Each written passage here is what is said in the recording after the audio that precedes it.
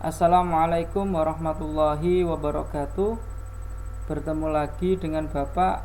Pada video kali ini kita akan membahas strategi dakwah Nabi Muhammad SAW periode Mekah. Adapun submateri yang akan kita pelajari diantaranya dakwah Nabi Muhammad SAW secara sembunyi-sembunyi. Yang kedua, dakwah Nabi Muhammad SAW secara terang-terangan. Dan yang ketiga, hambatan-hambatan dakwah Nabi Muhammad SAW periode Mekah. Dan yang terakhir adalah keberhasilan Nabi Muhammad dalam berdakwah periode Mekah.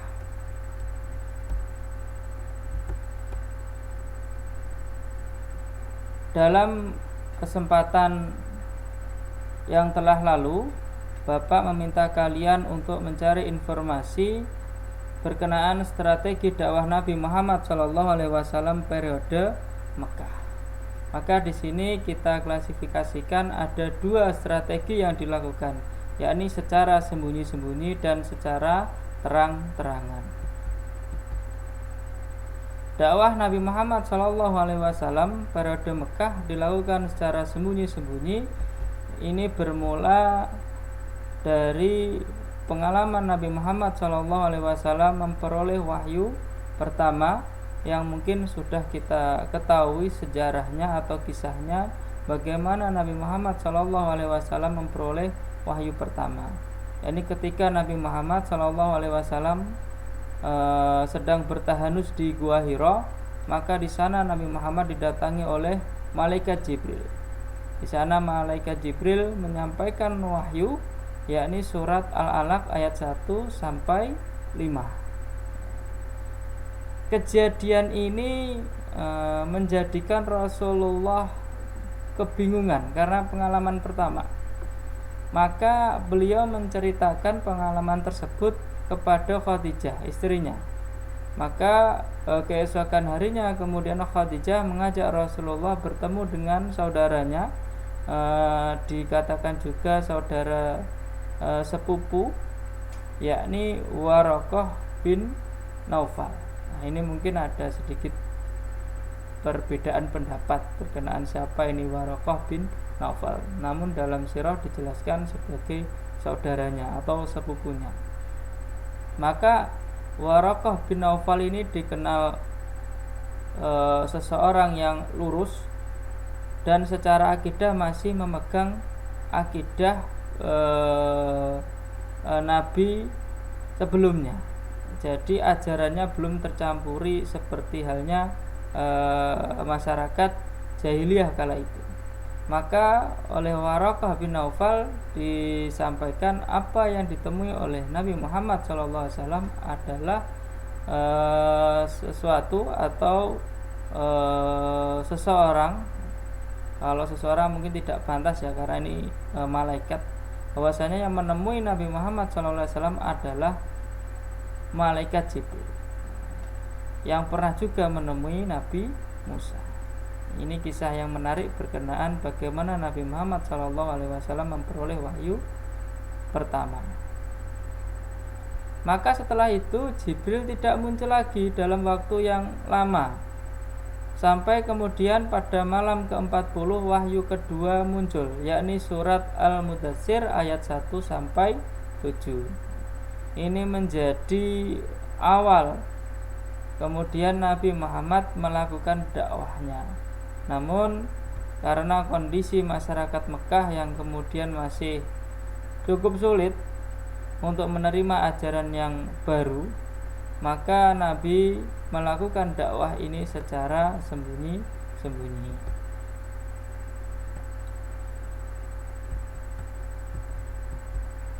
Selanjutnya, dakwah Nabi dengan sembunyi-sembunyi dilakukan oleh Nabi Muhammad SAW dengan mengajak orang-orang dekat beliau, yang kemudian orang-orang dekat beliau ini masuk Islam dan dikenal sebagai golongan as-sabiqunal awalun. Di antaranya adalah Khadijah, jadi istri Nabi Muhammad SAW. Kemudian Abu Bakar, sahabat Nabi, Ali bin Abi Thalib, Zaid bin Harisah, jadi budaknya Nabi Muhammad SAW. Kemudian Utsman bin Affan, Zubair bin Awam, Sa'ad bin Abi Waqqas, Talhah bin Ubaidillah, Abdurrahman bin Auf, dan Arqam bin Abil Arqam. Jadi berkenaan siapa saja yang masuk ke dalam golongan as-sabiqunal awalun ini, beberapa ulama juga mengalami perbedaan pendapat berkenaan siapa saja golongan as-sabiqunal awalun. Ada yang menyebutkan 10, ada juga yang menyebutkan lebih daripada 10. Maka ini menjadi salah satu referensi saja bahwasannya inilah beberapa orang yang masuk ke dalam sahabat as-sabiqunal awalun. Selanjutnya, selama lebih dari 3 tahun Nabi Muhammad SAW berdakwah sembunyi-sembunyi di kota Mekah. Selama kurun waktu tersebut, masyarakat dan kerabat yang mengikuti beliau pun bertambah. Kemudian turunlah surat Al-Hijr ayat 94 yang memerintahkan Nabi Muhammad SAW untuk berdakwah secara terang-terangan. Jadi Nabi Muhammad melakukan dakwah secara sembunyi-sembunyi ini kurang lebih 3 tahun. Jadi mungkin hanya beberapa orang yang kemudian masuk ke dalam Islam, yang dikenal tadi sebagai golongan as-sabiqunal awalun. Maka setelah Nabi memperoleh wahyu untuk berdakwah secara terang-terangan, maka Nabi melakukan atau merubah strategi dakwahnya menjadi dakwah secara terang-terangan yang sebelumnya mungkin dilakukan secara sembunyi-sembunyi.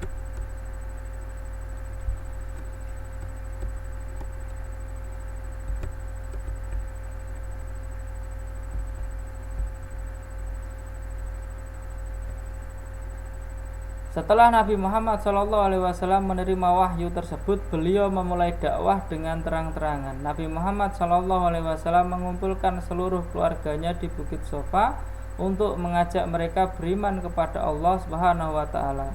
Orang-orang kafir yang tidak suka dengan ajaran Islam semakin membenci ajaran Nabi Muhammad SAW. Jadi proses beralihnya strategi dari yang sebelumnya dilakukan dengan sembunyi-sembunyi dan berubah menjadi terang-terangan ini menuai konflik. Jadi orang-orang Quraisy, orang-orang kafir tidak bisa menerima saat itu dengan ajaran yang Nabi bawa. Jadi orang-orang kafir Quraisy saat itu merasa bahwasanya ajaran yang dibawa oleh Nabi ini akan berdampak yang luar biasa kepada mereka. Jadi proses menyembah berhala ini tidak hanya menjadi hal yang penting dari segi akidah, melainkan bagi orang-orang kafir sebagai pemasukan, menunjang perekonomian, karena beberapa masyarakat ada yang bekerja sebagai pembuat patung dan pedagang atau penjual berhala. Jadi kalau kemudian Nabi ini datang membawa ajaran Islam yang bertentangan dengan ajaran mereka, maka dikhawatirkan akan berdampak juga pada sektor ekonomi.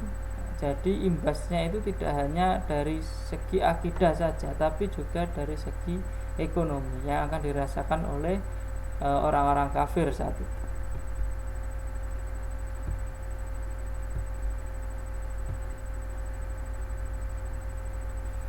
Maka di Bukit Sofa ini ada seseorang yang juga masih dalam hubungan kerabat dengan Nabi, yakni Abu Lahab, menolak secara keras apa yang disampaikan oleh Nabi, sehingga menjadi sebab atau asbab turunnya surat Al-Lahab.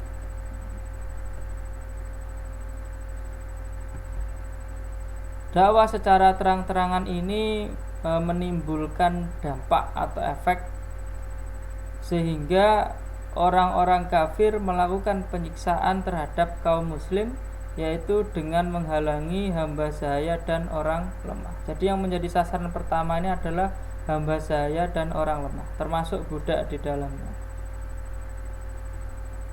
Jadi dakwah secara terang-terangan yang dilakukan oleh Nabi ini berangsur dari turunnya wahyu ini sampai dengan wafatnya beliau, sampai masuk periode Madinah.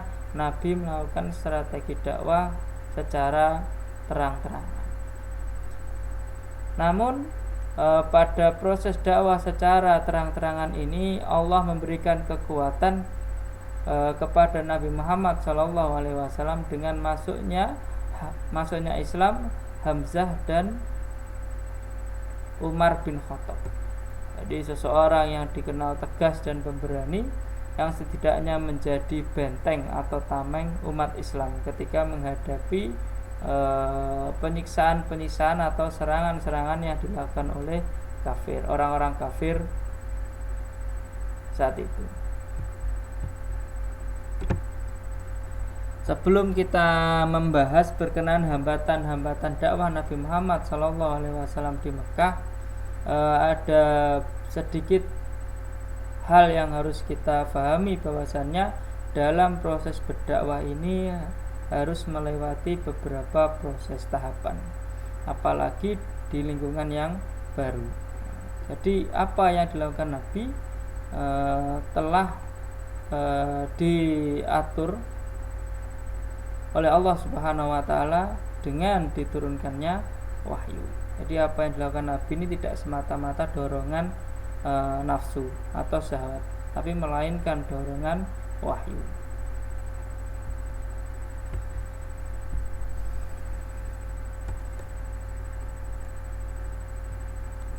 Yang pertama, hambatan-hambatan dakwah Nabi periode Mekah adalah penghinaan dan siksaan terhadap Rasulullah.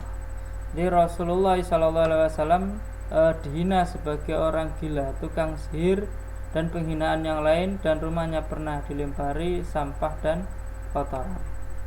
Jadi inilah beberapa cara yang dilakukan oleh orang-orang kafir saat itu agar Nabi Muhammad SAW berhenti menyampaikan ajaran Islam. Jadi cukup luar biasa. Saat itu Islam mungkin masih menjadi minoritas, sehingga Nabi mengalami tantangan yang cukup dahsyat yang ditimpa beliau. Namun dengan berbagai macam penghinaan dan siksaan ini, Nabi masih bisa bersabar, masih mampu bertahan, bahwasannya apa yang diyakininya adalah sesuatu yang benar dan wajib dan harus disampaikan kepada umat. Yang kedua adalah bujukan harta, tahta, dan wanita. Jadi orang kafir Quraisy ini bahkan meminta Utbah bin Rabi'ah untuk membujuk Rasulullah agar menghentikan kegiatan menyiarkan agama Islam. Jadi memberikan iming-iming berupa harta, kedudukan, bahkan wanita. Ini cobaan Nabi Muhammad SAW yang kedua. Tadi yang awalnya penghinaan tidak mempan, maka yang kedua dilakukan dengan cara bujukan harta, tahta, dan wanita.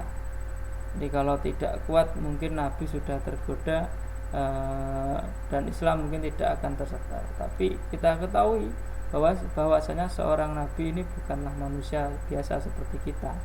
Jadi memang segala sesuatu perilakunya dituntun oleh Allah Subhanahu wa taala. Sehingga cobaan-cobaan seperti ini pun masih bisa dihadapi dan dilalui oleh Nabi Muhammad SAW. Yang ketiga adalah ancaman dan siksaan kepada pengikut Rasulullah SAW. Setelah mencari upaya untuk bagaimana caranya agar Islam ini tidak disiarkan dan disebarkan oleh Nabi Muhammad SAW, maka orang-orang kafir melakukan cara yang lebih menyakitkan untuk umat Islam kala itu, dengan cara mengancam dan memberikan siksaan kepada pengikut Nabi. Jadi ini yang menjadikan tantangan Nabi menjadi semakin berat.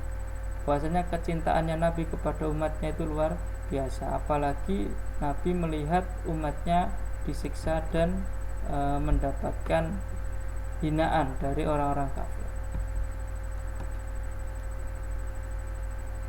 Beberapa sahabat pengikut Rasulullah SAW yang pernah mengalami siksaan diantaranya adalah Bilal bin Rabah yang pernah dijemur di bawah panas terik matahari sambil dilempari batu.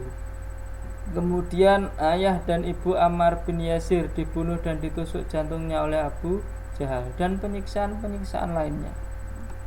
Jadi ketika dengan bernegosiasi dengan Nabi Muhammad SAW tidak berhasil, maka cara ini dipakai.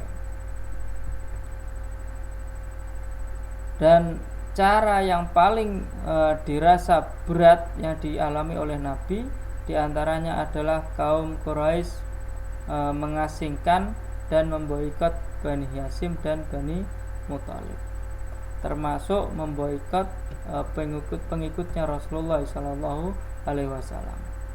Kaum Quraisy mengasingkan dan memboikot kaum Bani Hashim dan Bani Muthalib, serta kaum Quraisy dilarang menikah, berjual beli, membantu dan menolong keluarga Bani Hashim dan Bani Muthalib.